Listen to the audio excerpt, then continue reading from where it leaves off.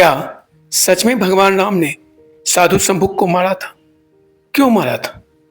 क्या है ऐतिहासिक तथ्य और दावे? चलिए जानते हैं। कई लोक कथाओं में ऐसा कहा जाता है, विशेष रूप से दक्षिण भारत की लोक कथाओं में। यह लोक कथा बताती है कि भगवान राम के राज्यकाल में एक ब्राह्मण उनके पास आया न्याय के लिए, क्योंकि उसका पुत्र अचानक मृत्यु को प्राप्त हो गया था। जांच करने पर पता चला कि एक निम्न जात का साधु संभुक तपस्या कर रहा है, जिसे उस समय के रूढ़िवादी ब्राह्मणिक मानदंडों के अनुसार अनुचित माना जाता था। यह जानना जरूरी है कि रामायण काल में समाज 4 वर्णों में विभाजित था: ब्राह्मण, क्षत्रिय, वैश्य और शूद्र। राजा राम स्वयं क्षत्रिय वर्ण से थे और उन्होंने धर्म और न्याय का पालन करते हुए शासन किया। ब्राह्मणों का विशेष सम्मान था, उन्हें समाज का आध्यात्मिक नेता माना जाता था।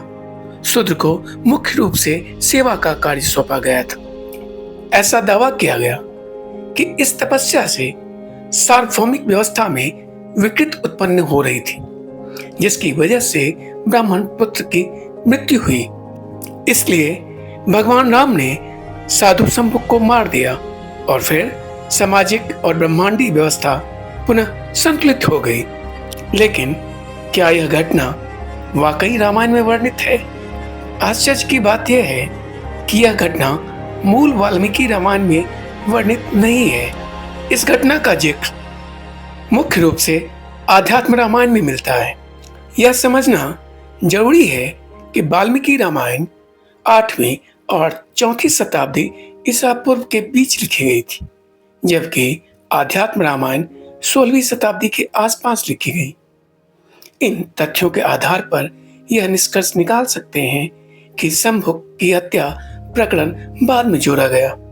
समकालीन विचारकों का मानना है कि यह कहानी समाज में जाति व्यवस्था को जायज ठहराने के लिए जोड़ी गई थी, इसलिए यह कहानी ऐतिहासिक मिथक है, धार्मिक सत्य नहीं है।